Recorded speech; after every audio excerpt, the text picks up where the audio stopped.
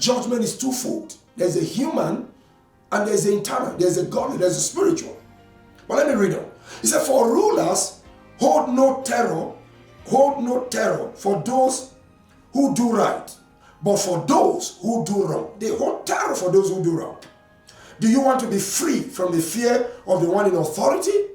Then do what is right and you will be commended. Follow me, because the Bible talks about those things that we must do. He said, for the one in authority is God's servant for your good. But if you do wrong, be afraid, for the rulers do not bear the sword for no reason. They don't carry the authority for no reason. They are God's servants, agents of wrath to bring punishment on the wrongdoer. Therefore, it is necessary to submit to the authority, not only because of possible punishment, but also as a matter of conscience. This is also why, number one, you pay taxes. Verse 6. This is why you pay taxes. You've got to pay. You've got to meet your civil obligations. For the authorities are God's servants who give their full time to governing. Verse 7. He said, give to everyone what you owe them. It's called a civil obligation. He said, give it. If you owe it, pay it. Pay it. If you owe taxes, pay taxes.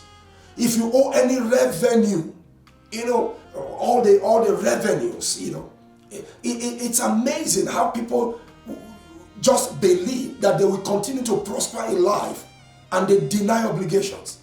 Some obligations are civil by virtue of where you live, to take care of your streets, to pay the gates, the security people, general cleaning. It's a civil obligation. You pay. The Bible says pay it.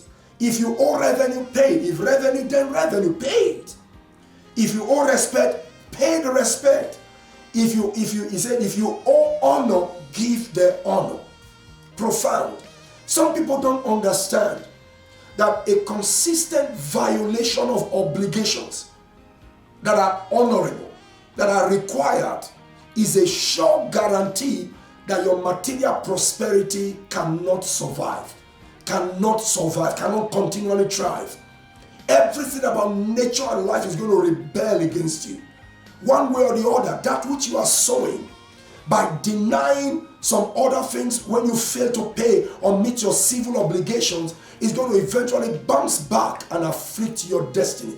You don't want to do that. Ensure you pay. Ensure you pay.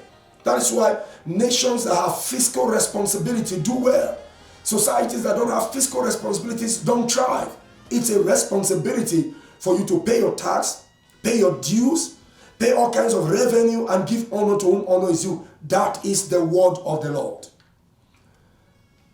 The seventh principle, 2 more to go, that has to do with ensuring that you secure your wealth for generations.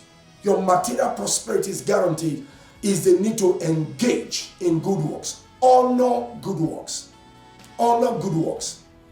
This is another area that sometimes people take for granted. And in taking it for granted, they lose out on many things. Listen to the scriptures. In the book of Titus, chapter 3 and verse 8. Here's what Paul wrote, summary. He says, these things I will that thou affirm. One translation says, remind them, command them, instruct them. These things I will that thou affirm constantly, consistently, that they which have believed in God might be careful to maintain good works. They which have believed in God might be careful to maintain good works. And he goes on to say, for these things are good and profitable unto men.